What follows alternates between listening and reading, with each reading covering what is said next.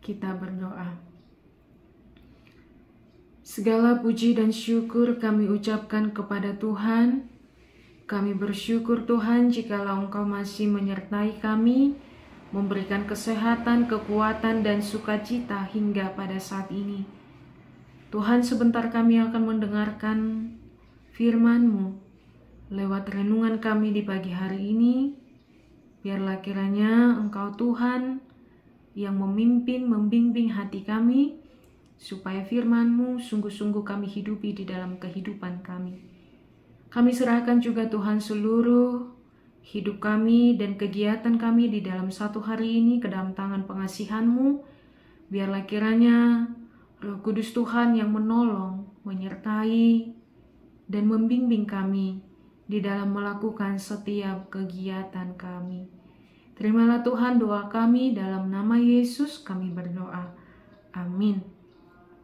Shalom, salam sejahtera bagi kita Amang Inang dan seluruh jemaat Tuhan dimanapun kita berada pada pagi hari ini. Marilah kita kembali mendengarkan firman Tuhan lewat renungan kita di pagi hari ini yang tertulis dalam Kolose 1 ayat 3. Beginilah firman Tuhan. Kami selalu mengucap syukur kepada Allah Bapa Tuhan kita Yesus Kristus setiap kali kami berdoa untuk kamu. Madok mauliate dohami lautumangi ho kamu, totong tu debata amani Tuhatna Yesus Kristus. Demikian pembacaan firman Tuhan. Amang Inang dan saudara-saudari yang dikasihi oleh Tuhan Yesus Kristus, pada bagian isi dari surat ini, Paulus membahas bagaimana gereja di Kolose merupakan gereja yang bertumbuh. Paulus mengatakan bahwa ia mengucap syukur kepada Allah Bapa atas bagaimana jemaat di Kolose beriman kepada Kristus dan hidup saling mengasihi sesama orang kudus. Iman dan kasih ini merupakan buah dari Injil yang mereka terima dan yang mereka dengar. Iman dan kasih ini menjadi landasan hidup bagi jemaat Kristen yang ada di Kolose. Mendengar pertumbuhan iman inilah yang membuat Paulus bersyukur dan berdoa kepada Tuhan. Amang Inang dan saudara-saudari, secara khusus Paulus berdoa dan bersyukur untuk 3 hal utama yang senantiasa ada di dalam kehidupan orang percaya, yakni iman, pengharapan, dan kasih.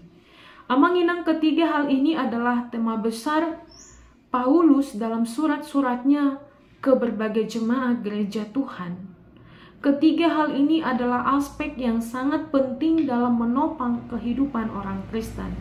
Terlebih lagi, ketiga hal ini merupakan ciri khas kehidupan orang Kristen di tengah dunia yang gelap ini.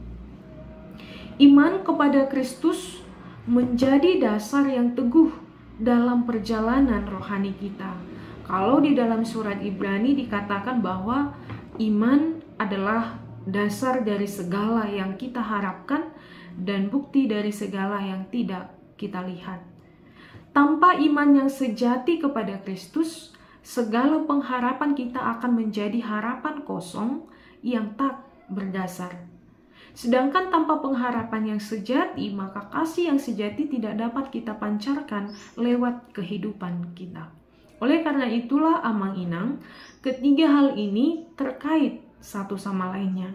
Dan Paulus mensyukuri dan memuji jemaat di Kolose karena mereka memiliki ketiga hal ini. Lalu bagaimana dengan kita Amang Inang? Apakah ketiga hal tersebut juga ada di dalam hidup kita? Ataukah kita masih jauh dari ketiga hal tersebut? Hal ini boleh menjadi perenungan bagi kita masing-masing.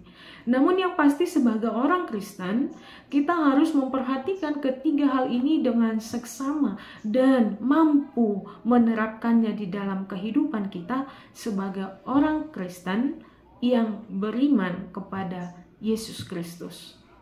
Kemudian Amang Inang, Dari surat Paulus ini kita boleh belajar dari Paulus yang senantiasa hidup di dalam doa dan ucapan syukur.